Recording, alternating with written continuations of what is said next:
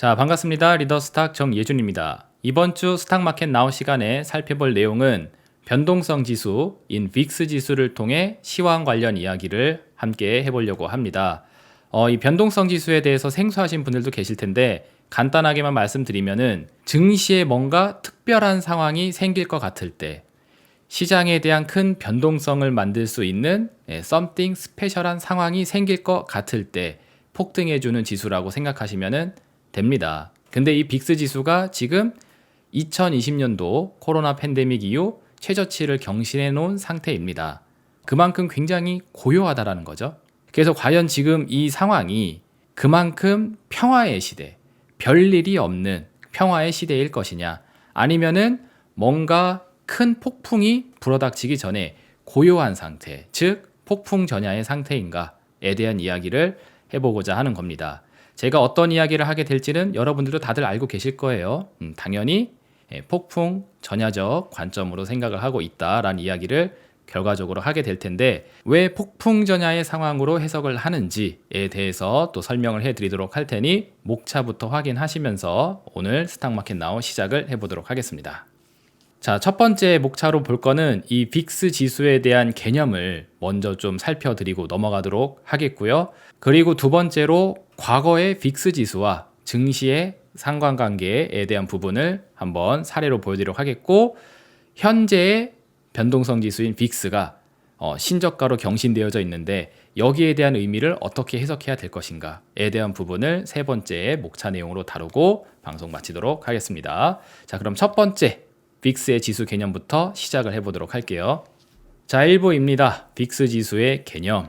제가 여기 아래에다가 시장 기대치에 부합할지 어긋날지 변동성 지수이다 라고 써놨습니다. 쉽게 이야기해서 시장에 참여하고 있는 사람들이 생각하고 있는 변수들이 그 기대치 안에서만 움직인다 하면은 특별한 상황이 아닌 겁니다. 그럼 빅스 지수는 올라가질 않아요. 근데 시장 참여자들이 예상해 놓은 바운더리가 있는데 그 레인지를 벗어나는 뭔가 새로운 상황, 스페셜한 상황이 찾아온다. 그래서 기대에 어긋나는 상황이 연출되게 된다 하면은 이 빅스 지수가 올라가게 됩니다. 그래서 특히나 악재에 민감해요. 증시에 뭔가 새로운 악재가 찾아온다 싶으면은 이 빅스 지수가 먼저 뛰어 올라가는 성향이 있습니다. 그래서 증시의 변동성을 만드는 지수로서 개념을 갖고 있다는 부분, 대략적으로 이렇게 이해를 잡아놓고 구체적인 내용 이해로 넘어가시면 딱 되겠습니다. 그래서 다음 내용 살펴보시면은 일단 빅스가 어떻게 계산되는지에 대한 부분이 이렇게 나와져 있습니다. 이 볼리틸리티 인덱스를 만드는 곳에 직접 가서 홈페이지를 제가 캡처를 해온 건데 아무리 이걸 쉽게 설명을 해드리려고 해도 잘 전달을 못 해드리겠습니다. 그래서 요 밑에 있는 그래프하고 요 말로 그냥 설명을 해드릴게요. 일단 제가 우리말로 정리해놓은 글귀 먼저 보시면은 여기 증시 변동성을 만들어낼 이슈가 발생할 때 상승한다 라고 되어져 있는데, 요게 위에 있는 원문 내용을 제가 축약을 해본 겁니다. 여기 보시면은 파이낸셜 미디어에 의해서 보도가 된다 라고 되어져 있죠. 그러니까 뉴스, 이슈와 관련이 되어 있는 겁니다. 금융과 관련되어 있는 미디어, 경제 뉴스 이런 거에 의해서 증시의 변동성을 만들 만한 내용이 보도가 되게 되면은 그때 빅스가 움직일 수 있는 그런 역할을 하게 된다. 그리고 여기 시장 참여자들이 매일매일 데일리 마켓 인디케이터로서 이 지표를 쓰는데 뭐와 관련되어 있느냐, 마켓의 버라이어티, 시장에 대한 뭐 변동성, 다양성에 대한 지표로서 시장 참여들이 활용을 한다. 그러니까 증시의 새로운 변동성, 이슈, 뉴스거리가 발생할 경우에 뛰는 겁니다.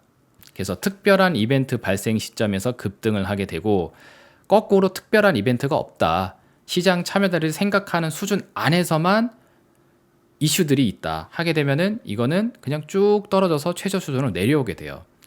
그러다 보니까 일반적으로 패턴이 이런 식으로 그려지게 됩니다. 평상시에는 심심하게 가만히 있어요. 이게 가만히 있을 때는 말 그대로 평화의 시대입니다. 고요하다라는 거죠. 그러다가 이게 움찔 하다가 이렇게 빵 뜨게 되는데, 이게 언제냐? 08년도 서브프라임 모기지 사태예요. 이렇게 빅 이벤트, 터지게 됐었을 때는 초급등을 하게 됩니다. 그러다가 이 문제가 점점 사람들의 기억 속에서 해소가 되고 잊혀지는 시간이 지나가게 되게 되면은 다시 이렇게 내려오게 됩니다. 그러다가 뭔가 일이 생기면은 이렇게 한번 또 뻥 뛰고, 그러다가 시간이 지나면서 해소가 되면은 조용해지고, 그래서 이게 조용한 상태, 잔잔한 상태를 지속하게 되게 되면은 평화의 시대, 증시의 입장에서는 강세장. 그러니까 딱히 걱정할 게 없는 장입니다. 종목을 투자해 놓고 내일 이게 어떻게 될까? 내일 당장 갑자기 급락하진 않을까? 이렇게 조마조마하는 시간이 아니라 내일 시간이 지나면 또 오르겠지라는 기대감으로 편하게 주식을 할 수 있는 시대가 바로 이 빅스 지수가 멈춰 있을 때라고 보시면 돼요. 그러다가 이 평화의 시대가 끝날 쯤 되게 되면 또 이런 거 하나 또 빵 터지죠. 요게 2020년도 코로나 바이러스 팬데믹 이슈 있었을 때, 그때 발생된 빅스 지수의 변화입니다. 이런 패턴으로 움직여요. 가만히 있다가 뭔 일 생길 것 같으면 움찔움찔 하다가 빵, 시간이 지나면 다시 돌아와. 그런 다음에 별일 없겠다 싶으면 가만히 있다가 뭔가 또 움찔움찔 하더니 무슨 특별 이벤트가 크게 생기면 또 빵 올라갔다가 다시 내려와서 정체 구간 반복. 이런 식으로 많이 움직이게 됩니다. 이게 변동성 지수인 빅스 지수라고 보시면 돼요. 조금 더 디테일하게 보고 싶으면은 사례로 가장 가까운 사례, 코로나 바이러스 팬데믹 이슈 있었을 당시를 한번 보시면 되겠습니다. 왼쪽에 있는 게 이 빅스 지수이고 오른쪽에 있는 게 다우존스예요. 그래서 2020년도 2월경, 2월에서 3월로 넘어가는 시기, 2월에서 3월 요 시기에 빅스 지수가 굉장히 빠른 속도로 빵 뛰게 되었을 때 동일한 시간 동안 다우는 이런 식으로 깨져 내려왔었던 것을 확인해 볼 수가 있습니다. 이런 원리예요. 그래서 처음에 코로나 팬데믹 이슈가 터졌을 때 중국하고 아시아 일대 지역에서만 뭐 전염병이 돈다라고 하다가 이게 태평양을 건너서 미국에 상륙을 하게 되면서 이게 미국 전역으로 퍼진다라고 하게 되니까 큰일 났다라고 하면서 빅스가 크게 뛰게 된 거고, 이 썸띵 스페셜한 악재 이벤트에 의해서 이 다우존스는 이런 식으로 추락을 하게 된 메커니즘을 가지고 있습니다. 이렇게 움직이는 게 빅스라고 보시면 돼요. 근데 이제 증시의 흐름하고 역행하는 흐름이 있는데 좀 차이가 있습니다. 어떤 차이가 있냐면은 지속성이 약해요. 그러니까 악재가 땅 생겼을 때 그 처음에는 사람들이 받아들일 때 야 큰일 났다, 뉴스에서 맨날 보도되고 뭐 실시간으로 코로나 환자 집계하고 막 그랬었잖아요. 그때는 이게 빅스가 굉장히 빠른 속도로 뜁니다. 근데 그 뉴스가 내일 반복되고 모레 반복되고 뭐 보름 지나도 반복되고 한 달 지나도 바로 반복되고 하게 되면은 점점 새롭지가 않아요. 점점 특별해지지가 않습니다. 그러다 보니까는 빅스 지수는 단발적으로 크게 올랐다가 또 빨리 내려오는 성향이 있어요. 그래서 지속성이 약합니다. 그리고 단회성, 1차적인 상승 파동만 딱 일으키고 그 이후에는 똑같은 코로나 팬데믹 뉴스가 계속 때려온다고 할지라도 이제는 옛날 얘기가 돼버렸기 때문에, 지나간 이야기가 돼버렸기 때문에 추가적인 상승 랠리를 잘 이어가질 않습니다. 그래서 단회성 급등 성향이 굉장히 강한 지수라고 볼 수가 있어요. 그래서 얘는 짧게 뛰었다가 금방 꼭지를 만들고 서서히 내려오기 시작을 했는데 증시는 그 이후에도 추가적인 하락을 더 보이기도 했습니다. 이런 지수가 빅스 지수라고 보시면 돼요. 그러니까 뉴스, 이슈에 민감한 지표이다. 그리고 증시의 변동성을 유발하는 지수이다 라고 생각하시면 정리가 될 것 같습니다. 자, 이렇게 해서 빅스 지수에 대한 기본 개념을 간단하게 살펴봤고, 자, 지금서부터가 이제 본격적인 시작이죠. 그러면 과거에 뭔가 큰 이벤트가 있었을 때에는 빅스 지수가 어떠한 패턴으로 움직였는지에 대한 부분을 이번 2부 시간에 살펴보도록 할 거예요. 그리고 3부 시간에 현재랑 비교를 한번 해보도록 할 겁니다. 자, 그러면은 2부의 과거 사례로 제가 준비한 게 어떤 거냐면은 바로 이렇게 4가지 항목을 준비를 해봤어요. 첫 번째로는 08년도 서브프라임 모기 사태 있었을 때, 그때도 굉장히 빅 이슈가 됐었었죠. 그리고 2011년도 미국의 신용등급 강등이 있었을 당시, 이때도 빅스 지수에 큰 상승이 있었었고, 2018년도 당시에 미중 무역 전쟁 한다고 하면서 증시가 또 장기적인 추세 하락을 그렸을 때가 있었습니다. 그때 빅스 지수의 흐름을 하나 또 보도록 하겠고, 그리고 방금 전에 봤었던 코로나 팬데믹 이슈 있었을 당시에 빅스 지수와 증시의 흐름을 같이 연관지어서 살펴보는 시간을 또 갖도록 할 거예요. 그래서 이 네 가지 사례만 살펴보게 되면은 빅 이벤트가 생겼을 때 어떻게 빅스가 작용되고 어떻게 증시가 반응해 왔는지에 대한 역사적인 사례를 또 배울 수 있는 시간이 되실 겁니다. 자, 그럼 다음 화면 보시면서 구체적인 내용으로 들어가 보도록 하겠습니다. 자, 구체적인 사례를 보기 전에 요거 먼저 좀 말씀드리고 넘어가도록 할게요.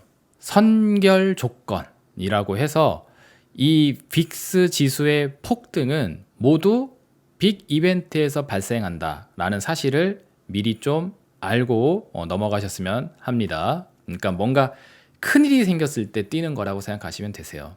그러니까 뭐 잔잔바리한 이야기 가지고서는 빅스 지수가 여간에서 크게 움직이질 않습니다. 뭔가 세간에 큰 화제가 될 수 있을 만한 이벤트가 터질 경우에 뛴다라는 거죠. 역사적으로 그래도 한 줄 적힐 수 있을 정도의 이벤트 정도는 돼야 된다라는 겁니다. 그리고 그런 빅 이벤트가 발생할 경우에는 이와 같은 공통적인 패턴들이 많이 목격이 돼요. 뭐냐면 바로 이겁니다. 처음에는 문제 제기가 먼저 일어납니다.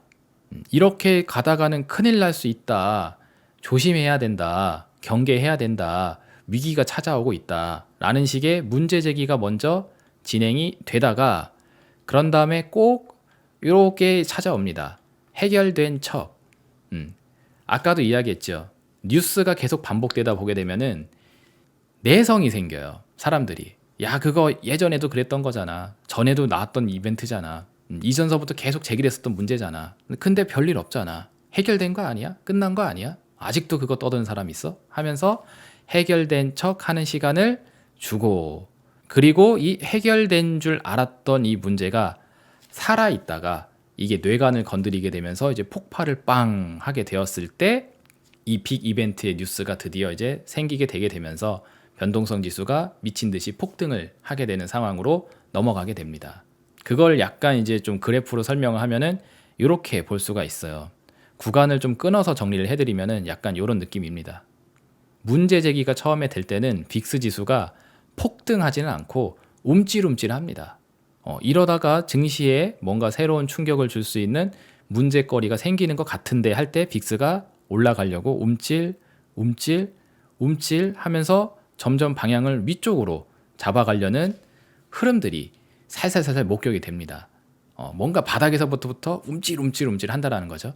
그런 다음에 이게 바로 그냥 폭등으로 넘어가는 게 아니라 계속 제기됐었던 문제가 이제 구태의연해지게 되면서 사람들이 이제 내성이 생기게 되면서 여기에 대해서 무감각해지게 되는 시간이 찾아오게 되게 되면은 시장 참여자들이 이 문제가 또 다시 제기가 돼도 야, 이건 원래 계속 있었던 문제이니까는 별거 아니야 라는 식으로 치부를 해버립니다. 그럼 빅스 지수는 아까 이야기했죠. 뉴스와 이슈에 의해서 움직이는 지수라고. 근데 그 뉴스의 신선함, 그 신선도가 떨어지게 되니까 빅스 지수가 이렇게 내려오게 됩니다. 그래서 증시는 이 시기 때 문제 제기가 될 때 한 번씩 꼬꾸라져요. 그러다가 이게 해소된 척 얘기가 되게 되면은 이게 거꾸로 뒤집어서 올라가기 시작을 합니다. 그러다가 이게 해결된 줄 알았던 문제가 폭발을 하면서 이걸 연출시킨다. 그래서 빅 이벤트가 돼버린다. 좀 센 악재가 돼버린다 하면은 움츠렸던 빅스 지수가 단기적으로 크게 올라가면서 증시가 크게 하락하는 코스로 이제 넘어가게 되죠. 이런 과정이 있다라는 거. 요거를 이제 선결 조건, 전제 조건으로서 이해를 해놓고 요거를 이렇게 머리에 도식화를 딱 시켜놓고 사례로 넘어가시게 되면은 좀 더 눈에 잘 보일 것 같아서 이렇게 준비를 했습니다. 그래서 이렇게 끊어서 보시면은 해소된 척 하면서 사람들이 무감각해지다가 결국 요걸 맞는 거죠. 그래서 이걸 연결시켜 보게 되면은 문제가 제기가 되다가 결국 이 문제가 터지면서 이렇게 되는 건데 이 공간이 있기 때문에 이 공간에서 많이들 착각을 일으키게 되는데 저는 지금의 상황이 이 구간 속에 있는 게 아닌가라고 본다라는 겁니다. 예전에도 그랬었거든요. 그러면 구체적인 사례 2008년도 것부터 들어가 보도록 할게요. 자, 빅스 지수와 다우 지수를 제가 양옆에 놓고 08년도 서브프라임 모기지 사태가 터질 당시로 한번 돌아가 보겠습니다.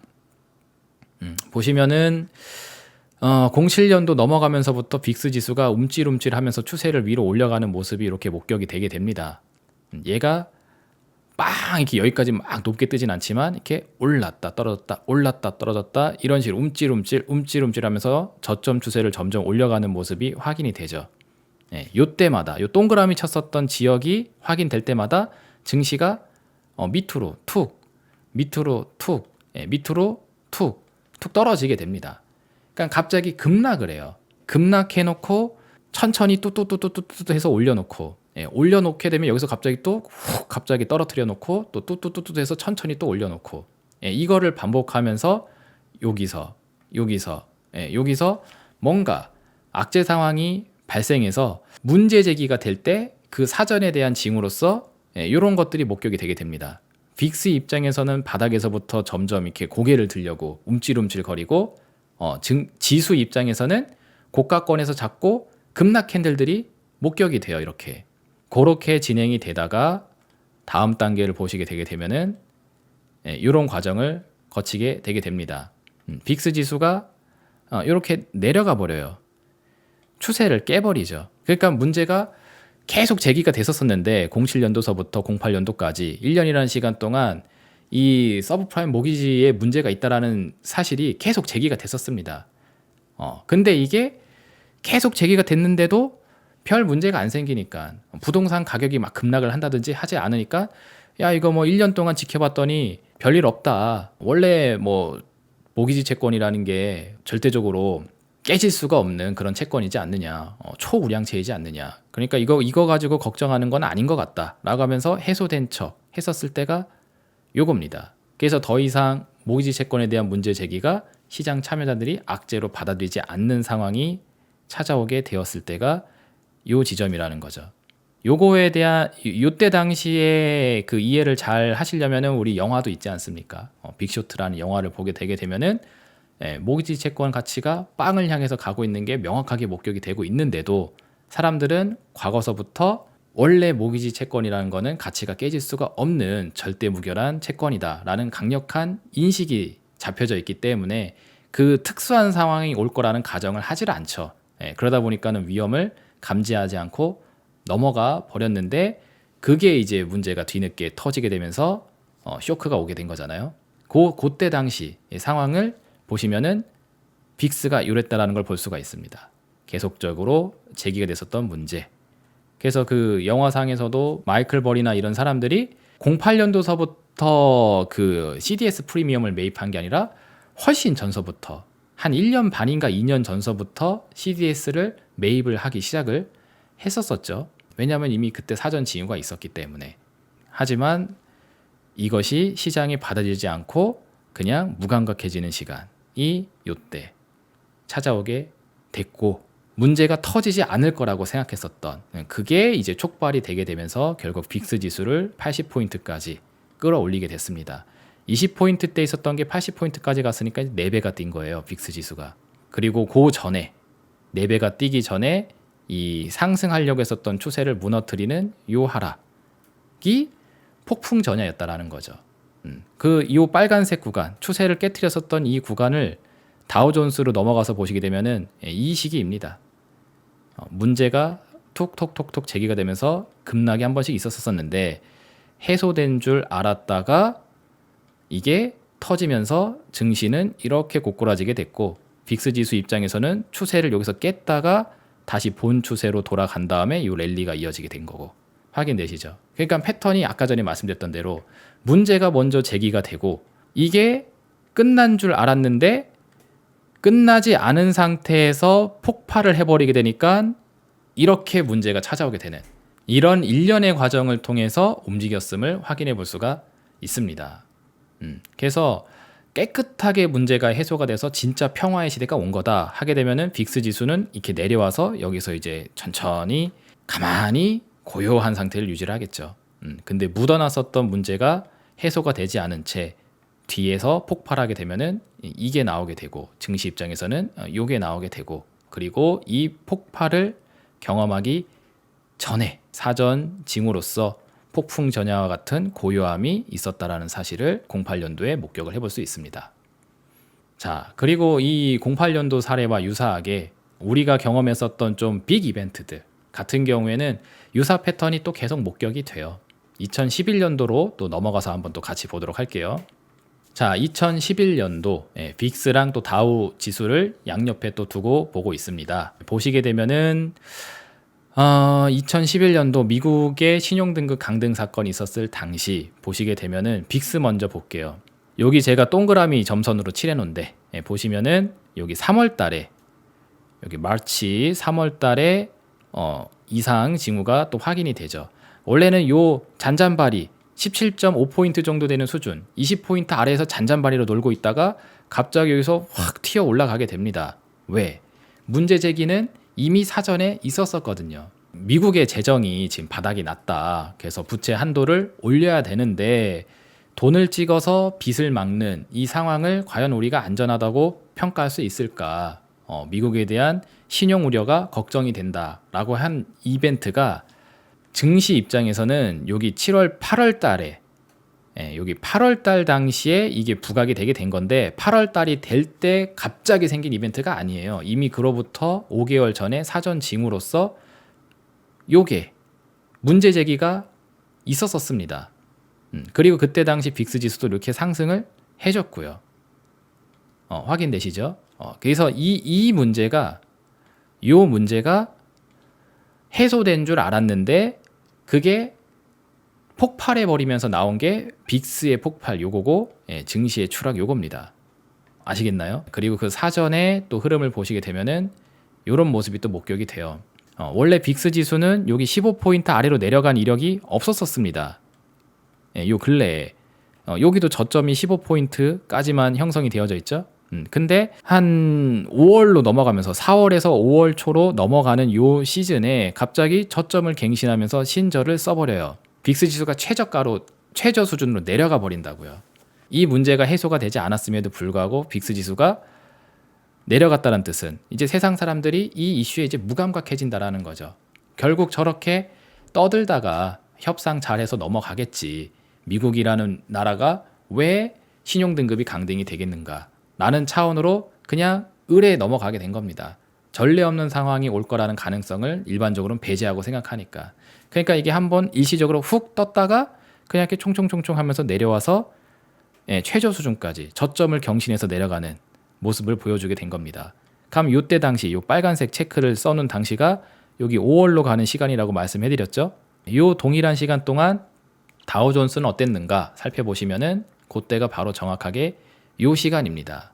문제가 제기가 되고 뭔가 고점 징후가 나왔는데 이를 쌩까고 무시하면서 올라갔었던 요 상승 랠리 요때 요 시기가 빅스가 신저가를 썼었던 상황이에요. 그래서 이게 또 마찬가지로 진짜 평화가 맞다. 문제가 일시적으로 제기가 됐으나 완전히 해소됐고 더 이상 우리의 악재가 아니다. 이것은 끝난 이벤트다. 라는 게 종결이 딱 됐으면은 빅스가 여기서 움직이지 않고 잔잔바리로 계속 놀겠죠. 근데 알고 봤더니 그게 아니었어서 다시 움찔움찔 자극을 받더니 결국 터져버립니다. 단회성으로 크게 빵 뛴다고 했잖아요. 그게 이제 여기서 연출이 된 거예요. 그래서 또 20포인트 언더에 있었던 빅스 지수가 48포인트까지 올라가게 되면서 대략적으로 봤을 때 한 3배 가까이 17.5포인트를 기준으로 보게 되면 한 3배 정도는 되겠네요. 3배 가까이 땅 폭등하는 모습이 확인이 되고 그 동일한 시간 동안 다우는 떨어집니다. 요거를 약간 색칠을 칠해서 보시면은 이렇게 볼 수가 있어요. 빅스 지수가 신저를 경신했었을 당시를 기준으로 빅스는 이 위에서만 계속 놀게 되는데 다우존스는 빅스가 신저를 경신했었을 당시에 신고가를 써놓고 이 꼭대기 이후로 더 올라간 이력이 없습니다. 이때가 지수의 최고치였고 그 이후서부터는 다우가 계속 아래에서 놀고 있는 모습을 확인해 볼 수가 있어요. 그러니까 평화의 시대인 줄 알았는데 이게 폭풍 전야였다라면은 완전히 이제 뒤늦게 뒤통수 때려 맞는 거죠. 그래서 2011년도에 급락도 이런 식으로 찾아오게 됐습니다. 그러니까 경제 위기와 관련돼 있는 증시 하락은 대다수가 이런 패턴이에요. 사전에 계속 문제 제기가 됩니다. 근데 그 문제가 계속 제기될 때 사람들이 괜찮다고, 아무 일 없다고 하면서 넘어가요. 그리고 시간이 실제로 오래 지났는데도 별일 없이 진행이 됩니다. 그러니까 이제 무감각해지죠. 똑같은 이슈가, 똑같은 문제 제기가 또 찾아와도 괜찮다라고 하면서 그 뉴스의 신선함이 사라지게 됩니다.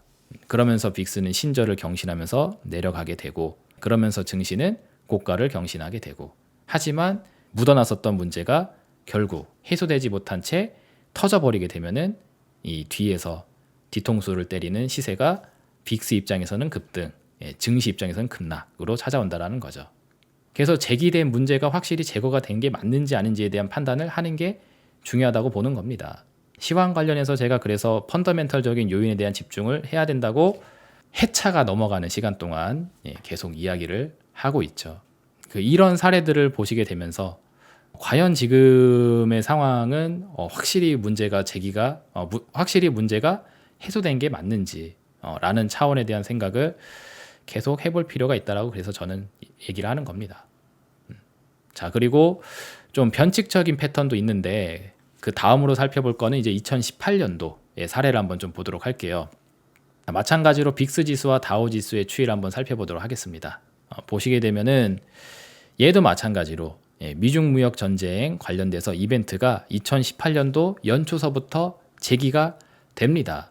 그래서 그때 빅스 지수가 상승을 해요. 그리고 증시 입장에서는 요거에 대한 이상 징후로 이렇게 하락이 또 먼저 나옵니다. 다우존스가 이렇게 빠지기 시작을 했어요. 대한민국장은 먼저 빠졌고, 그런데 이렇게 사전 징후를 주고 난 이후에 얘는 고점을 경신하면서 이만큼 더 올라가요. 엄청 올라가 버리죠. 아까 같은 케이스 같은 경우에는 사전 징후가 있은 이후에 추가적인 상승을 한다 할지라도 제한적인 상승을 한다든지 아니면은 금방 다시 떨어진다든지 하는 모습들이 많이 있었는데 2018년도 같은 경우에는 이걸 좀 꼬아놓은 느낌입니다. 그래서 보기가 더 어렵긴 해요. 네, 아무튼 보시게 되면은 사전 징후를 주고 요 고점을 경신하면서 올라가는 시간이 빅스 지수 입장에서는 이렇게 삼각형으로 수렴하는 시간입니다. 고점을 계속 낮춰가면서 그리고 저점을 이렇게 유지하면서 이렇게 삼각형 수렴을 만들어 가고 있죠. 그러니까 빅스 지수가 점점 고요해지는 겁니다. 그러니까 문제가 점점 해소되는 차원, 이슈가 점점 퇴색되어 나가는 과정, 뉴스의 신선도가 점점 떨어지는 과정을 겪게 되면서 이렇게 내려가게 됐고, 그 시간 동안 다우는 더 힘차게 올라가게 된 거죠. 미중 무역 전쟁, 트럼프하고 시진핑하고 엄청 떠들어 제끼는데 어쨌든 계속 잘 될 거라고 트럼프 대통령이 맨날 엄지척하면서 우린 시진핑하고 좋은 대화를 하고 있다 막 떠들 때가 그때예요. 미디어가 입만 열면은 뻥을 쳤었던 때가 그때라고 볼 수 있거든요. 저는 개인적으로 이때 이후로 매스 미디어하고는 거의 뭐 상종을 안 하는 그런 사람이 돼버렸는데, 아무튼 이때 당시에 이런 식의 흐름까지 만들어내면서 뭔가 충격이 찾아오고 있음을 계속 가렸던 상황이 이때입니다. 그래서 빅스 지수를 살펴보게 되면은 이런 과정이 있었어요. 수렴을 시켜놓으면서 해소된 차원으로 끌고 갔으나 결국에는 그쵸, 문제가 터지죠. 미중 간의 격돌이 세게 부딪히게 되게 되면서 2018년도 10월달 경에 빅스 지수를 이런 식으로 끌어올려서 폭등을 시켜버리고, 다우존스 같은 경우에는 26,800포인트를 고점으로 두고 21,000포인트까지 이런 식의 하락을 그리게 했습니다. 그리고 약간 추세를 벗어나는 흐름, 그러니까 빅스 지수가 약간 추세를 벗어나는 구간이 여기서 일시적으로 살짝 목격이 돼요. 그러니까 저점이 여기에서 제한이 걸려 있었는데 이 저점 수준을 경신하면서 이 밑으로 내려갔었던 구간이 살짝 나옵니다. 그때가 언제인지 체크를 해보시게 되게 되면은 이렇게 체크를 해볼 수가 있거든요. 대략적으로 8월 중에 이런 모습이 나왔습니다. 이게 다우존스를 중심으로 보면 요때예요, 요때. 그래서 사전 징후가 나오고 나서 여기를 살짝 뚫어놨었을 때, 요때가 요 시기입니다. 그래서 아까와 봤었던 패턴에 의하면은 이 정도 수준에서 고점을 찍고 본 빅스 급등이 나오면은 지수 입장에 여기서 본 하락이 이제 나와야 되는데 얘 같은 경우에는 어떻게 했어요? 이 삼각형 수렴을 끝낼 때까지 계속 지수를 끌어올리면서 시간을 벌더니 결국 뒤에서 이 삼각 수렴을 뚫어내면서 빅스의 폭등이 나올 때 맞춰서 다우의 하락이 나오게 됐습니다. 그래서 얘는 색칠을 칠해서 보시게 되면은 이렇게 볼 수가 있어요. 이 삼각형의 수렴을 계속 완성시켜 나갔던 이 시기까지를 계속 평화의 시기로 생각하도록 증시를 계속 이렇게 올려놨었었고, 그리고 나서 이 파란색 구간, 그죠? 위험이 터지는 구간을 만들어냈습니다. 그래서 빅스가 이 최저를 경신했었던 시기를 기준으로 해서 보게 되면은 지수의 입장에서는 이 정도 포인트에 해당이 되는 거예요. 빅스의 신저 경신했었을 당시의 흐름이. 그러면 잘 보세요. 결국 일로 가죠. 결국 여기까지 지수가 떨어지게 되는데 여기서 이만큼 올라갔다가 여기서 최고를 찍고 이렇게 떨어지게 됩니다. 그래서 이것도 되게 중요한 이벤트가, 되게 중요한 신호가 되죠.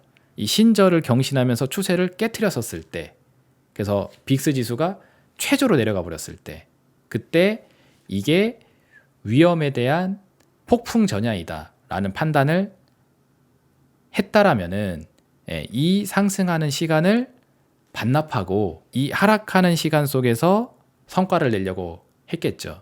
그러니까 이거 먹자고 들어가가지고 여기서 다 털리는 것보다는 이 상승을 포기하고 이 하락하는 과정에서 투자 전략을 구사하는 게 훨씬 더 확률적으로 높겠죠. 거꾸로 하면 소탐 대실되니까. 요거 좁은 상승을 기대해서 소탐을 하다가 여기서 대시를 하게 되게 되면은 이거는 결과적으로 꽝이잖아요. 근데 이걸 반대로 하게 되면은 여기서 욕심을 내지 않고 천천히 가다가 이 과정에서 잘 대비를 하게 되면은 수익 성과를 내기가 훨씬 더 좋겠죠. 그거를 잡을 수 있는 포인트가 빅스 지수 기준으로는 신저를 썼었을 때입니다. 그리고 전제 조건은 뭐다? 제시됐었던 문제가 해결될 줄 알았는데 해결된 게 아니라 이게 폭풍 전야에 불과했다라는 사실을 받아들인다라면은 그쵸, 같은 로직으로 이해를 해볼 수가 있습니다. 그게 2018년도의 사례예요. 그리고 마지막으로 살펴볼 거는 2019년도에서 2020년도로 가는 코로나 팬데믹 과정을 한번 보도록 하겠습니다. 마찬가지로 빅스와 다우를 양쪽에 놓고 비교를 해볼 텐데, 일단 사전 징후서부터 먼저 보시면은 빅스가 여기서 움찔 하면서 얘도 삼각형 수렴을 그려나갔던 모습이 확인이 되고 있죠. 빅스가 이런 패턴을 보였을 때가 언제냐면은 2019년도 한 8월, 그때서부터 시작이 돼요. 기억하실지 모르겠지만 코로나 팬데믹도 사전 징후가 있었습니다. 저는 이거를 굉장히 기다리고 있었던 사람이거든요. 2018년도 당시에 하락에 대한 대응을 제대로 하질 못했어요, 제가. 그래서 이 상황이 분명히 끝나게 될 텐데 이게 어떻게 끝날 것인지에 대한 생각을 맨날 하면서 살고 있었습니다. 그럼 뭔가 이벤트가 터지면서 올려놨었던 금리를 다시 제로로 늘리는, 그래서 유동성을 부어내는 그 상황을 분명히 낼 거라고 생각을 했는데 자꾸 뭔가 상황이 안 오는 거예요. 그런데 코로나 팬데믹이 터지니까는 갑자기 이제 유동성을 뿌려야 된다라고 하면서 제로 금리로 전 세계가 내리게 됐죠. 저는 그걸 보면서 이제 끝났구나, 악재가 해소됐구나 하면서 본격적인 폭풍 상승 랠리 장을 준비하시면 되겠다라고 해서 이 상황을 굉장히 기다리고 있었던 사람이었기 때문에 굉장히 기억을 잘하고 있습니다. 그래서 이 코로나 팬데믹 이슈도 사전 징후로 중국의 우한 폐렴 문제가 사전에 제기가 됐고, 그 전에는 중국의 돼지열병 바이러스 문제가 그 전에 또 제기가 됐었어요. 그게 가을이었습니다. 가을. 19년도 가을. 그때 당시 빅스 지수가 먼저 움찔움찔하면서 중국에 이상한 괴질이 돌고 있다. 그리고 이게 호흡기 쪽 문제에 해당이 되는데 이게 어쩌면은 세계적으로 퍼질 수 있는 질환이 될 수 있음을 계속 경고하는 메시지들이 사전에 이미 나왔었고, 그게 사전 징후로서 변동성 지수의 상승을 이끌어 냈어요. 그러면서 다우도 여기서 한 번씩 충격을 맞는 모습이 확인이 되죠. 근데 재미난 거는 사전 징후를 준 다음에 바로 뭔가 이제 이벤트가 생기는 게 아니라 시간을 여기서부터 여기까지 끌어냅니다. 이게 중국 우한 지역에서만 문제가 된다라고 했다가 중국 전역으로 퍼지려고 한다. 그래서 홍콩에 뭐 시위대들이 뭐 바이러스 문제 때문에 뭐 시위를 못 한다. 뭐 이런 것까지 갔다가 그게 유럽으로 전이가 됐다. 그래서 유럽 전역으로 퍼진다. 하더니 미국으로 건너갔다라고 하면서 계속 이렇게 퍼져나갔던 시간 동안 이 빅스 지수가 삼각형 수렴을 그리면서 여기까지 내려오게 됩니다. 그리고 이 저점, 이 이슈가 처음 생기고 난 다음에 만들어냈었던 이 저점, 빅스의 저점을 여기서 깨요. 추세를 무너뜨리는 시간, 이자 이 삼각 수렴을 완성시키는 시간, 이 여기서부터 여기까지의 시간입니다. 이 굉장히 길죠.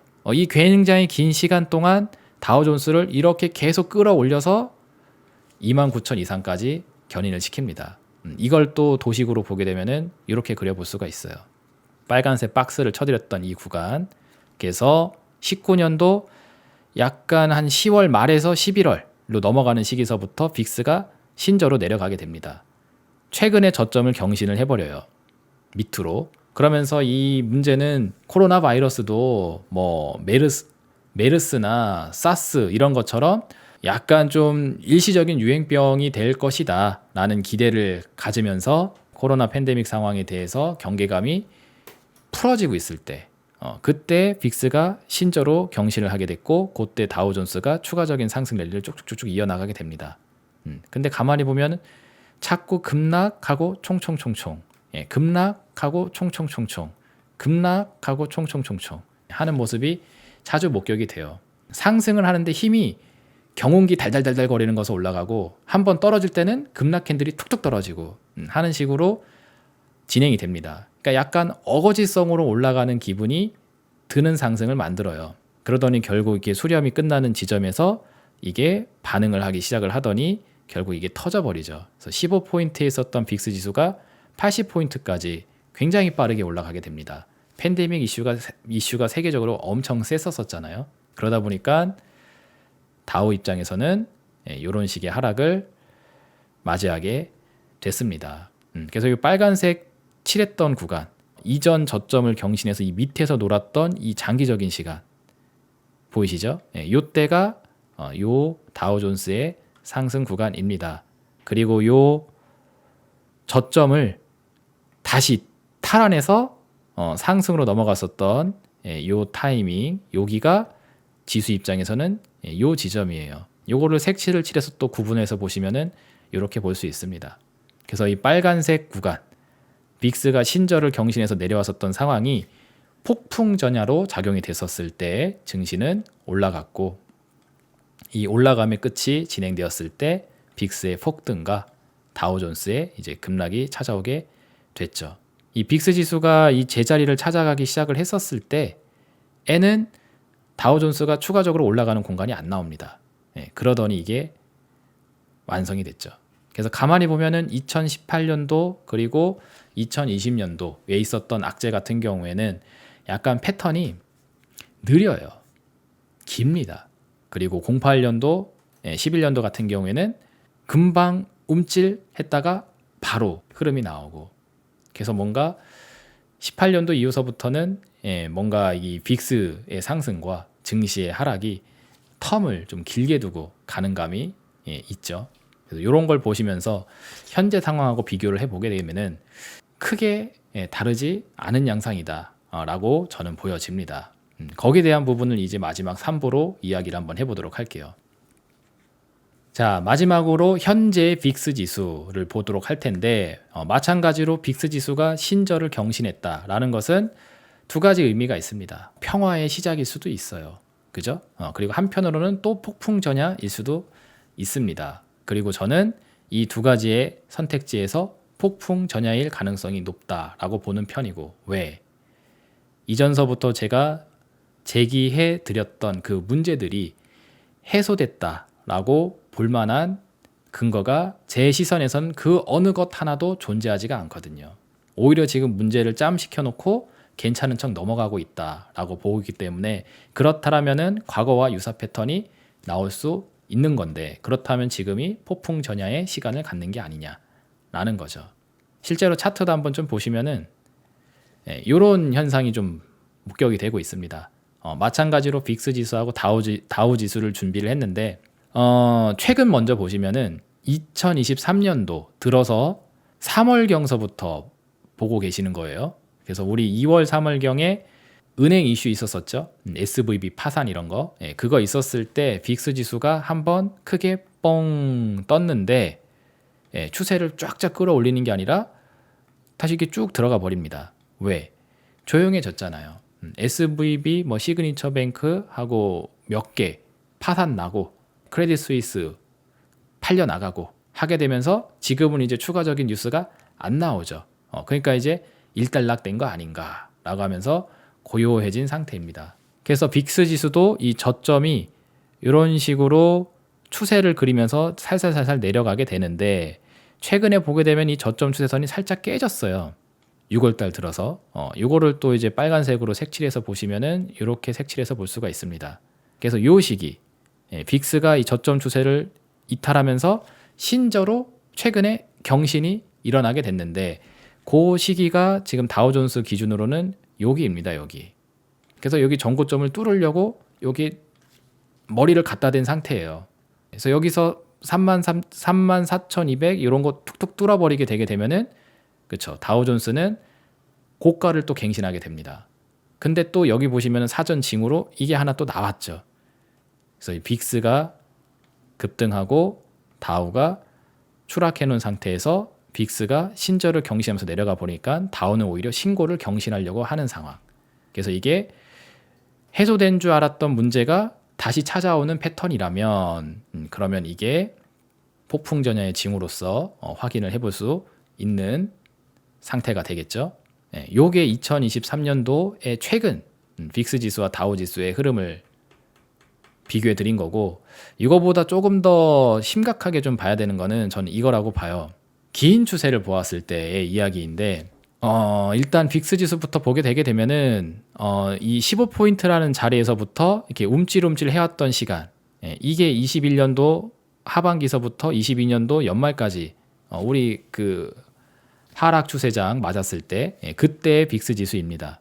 그래서 여기까지의 시간이 금리 인상한다고 하면서 긴축 때문에 때려 맞았던 거 그게 이제 다우존스 이렇게 하락으로 끌어내렸던 그거고요. 그리고 두 번째 동그라미가 아까 전에 이야기했었던 SVB 사태 이런 겁니다. 은행 파산 이슈 있었을 때 그게 요거고요.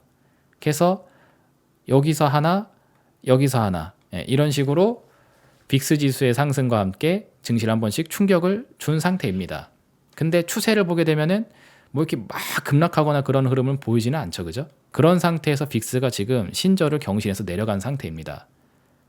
요거를 조금 크게 보시면은 여기 확인되시죠? 코로나 바이러스 팬데믹 이슈가 있었을 당시 최저를 찍었던 포인트가 여기인데 그래서 캔들의 몸통이 15포인트에서 끊겨요. 15포인트 밑으로 종가가 내려간 적이 없습니다. 근데 최근 들어서 이게 15포인트 아래로 종가까지 밀려 내려갔어요. 지금 조그만해서 잘 안 보이실 텐데 여기 보면 이렇게 툭 내려간 게 확인이 되실 겁니다. 여기에요. 빨간색으로 제가 색칠해서 보여드리면은 이렇게입니다. 다시 확대해서 보시면은 여기 요 공간. 그래서 요 때가 최근에 지금 형성이 됐고 이거를 다우 흐름으로 보게 되면은 이렇게 지금 현재 보시면은 여기 고점을 경신해서 위로 올라가려고 하는 상황. 그리고 이걸 추세적인 관점으로 보게 되면은 이렇게도 볼 수 있습니다. 다우존스의 고점 추세선을 쭉 연결해서 보면 약간 이런 식으로 추세를 그려볼 수가 있는데 여기를 지금 뚫고 있죠. 그러니까 빅스가 신저로 경신을 하게 되니까 그 빅스가 신저로 경신하는 흐름에 맞춰서 다우는 저 고점 추세선을 뚫고 있단 말이에요. 그래서 평화의 시대가 찾아온 것 같은 분위기를 주고 있는데 만약에 이 빅스가 움찔 해왔던 것이 아까 전에 보셨던 것처럼 본격적인 문제를 만들기 전에 사전 징후로서 움직인 거라면은 이것들이 지금 모이고 있는 거고 신저를 경신하면서 내려간 이 평화의 분위기가 폭풍 전야라면은 머지않아 빅스 지수는 방향성을 위로 둘 수 있는 이벤트가 생길 수 있을 것이고, 증시 입장에서는 하방에 레이스를 탈 수 있는 시간이 다가오고 있다라고도 볼 수 있는 징후가 되게 됩니다. 그래서 중요한 판단이 뭐냐면은 이 쌓아왔었던 악재들, 이게 과연 정말 제대로 해소된 게 맞는가 라는 차원을 생각해 봐야 되는 거예요. 만약에 지금 우리가 경험하고 있는 현재의 경제 상황이 그냥 소소한 상황이다, 을에 그냥 겁만 이빠이 주는 거고 아무런 문제가 없다, 충분히 해소될 수 있는 차원의 악재들이고 큰 게 아니다 하게 되면은 평화의 시대라고 믿을 수 있겠죠.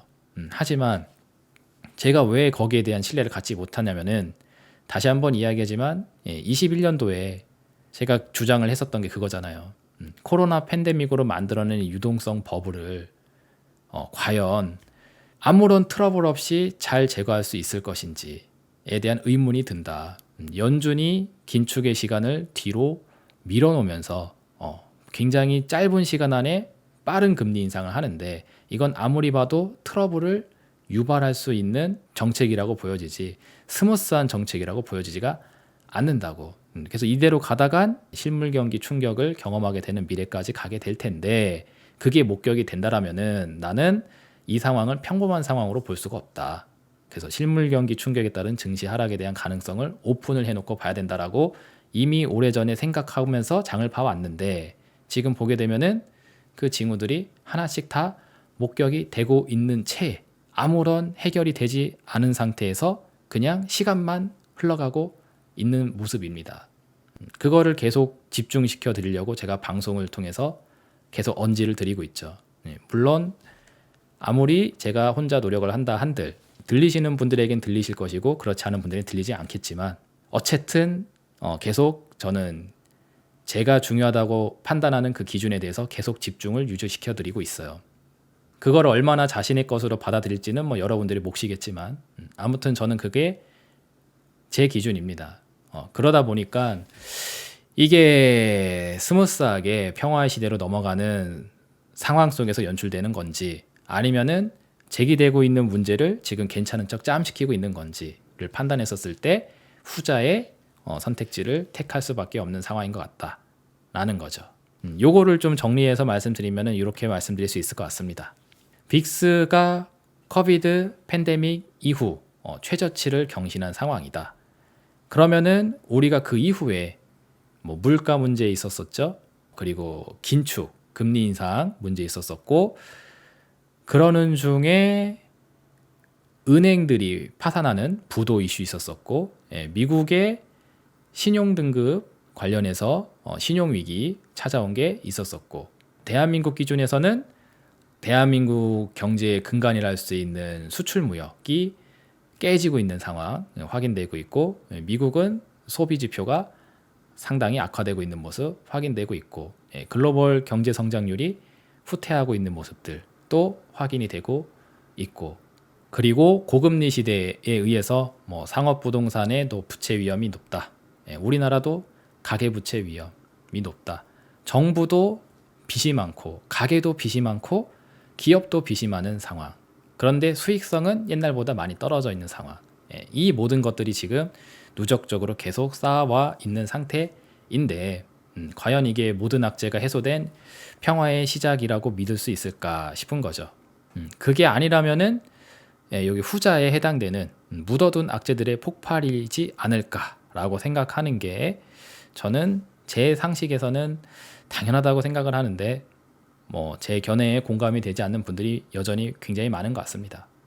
무튼 제 생각은 그래요. 그래서 역사적으로 살펴보았을 때에도 뭔가 이렇게 좀 전례 없는 좀 큰 충격, 경제 위기에 따른 증시 충격은 항상 끝난 줄 알았던 악재들이 묻어 있다가, 그래서 무색해졌다가 이 무색해진 상황들이 폭발하면서 작동을 했다라는 것을 빅스 지수를 통해서 상기를 해보시길 바라도록 하겠고, 지금 우리가 경험하고 있는 증시, 시총 상위 우량주 2개, 삼성전자, SK하이닉스 가지고서는 지수 상승시키고 있잖아요. 중소형주에 물려있는 사람들은 지수가 올라가는 상승 효과를 지금 전혀 누리지 못하고 있어서, 이게 장은 올라가는데 이거 내 종목은 왜 그러냐 하시는 분들이 천지빛깔이라고 하는데, 이런 식으로 진행되는 장이 과연 평화의 장에 어울리는 시세인지 싶은 거죠. 중소형주 손실률이 높아서 이거를 회복하기 위해서는 50% 이상의 수익률이 필요한데, 삼성전자, SK하이닉스 이런 거 올라가는 거는 부족하잖아요.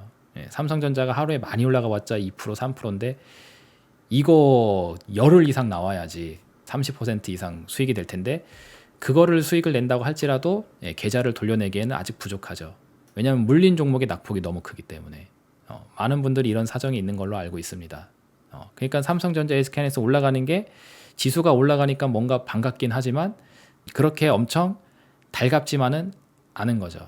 그런 상황에 있는 걸로 알고 있는데, 많은 사람들이 뭐 장 이거 올라간다고 엄청 좋아하시는 것 같더라고. 자, 여기까지 해서 오늘 준비한 내용 정리를 해봤습니다. 이번 기회에 빅스 지수라는 거 또 개념 이해 한번 또 해보는 시간 가져보도록 하시고, 그리고 이 빅스 지수와 지수의 역사적인 상관관계를 통해서 시황에 대한 판단을 해보는 데도 도움이 되셨길 바라도록 하겠습니다. 자, 여기까지 해서 오늘 준비한 스탁마켓 나우 내용 마치도록 하겠고요. 구독, 좋아요, 알림 설정 유지해 놓으시고 다음 주에 스탁마켓 나우 시간 또 리더스탁과 함께 하시길 바라도록 하겠습니다. 감사합니다.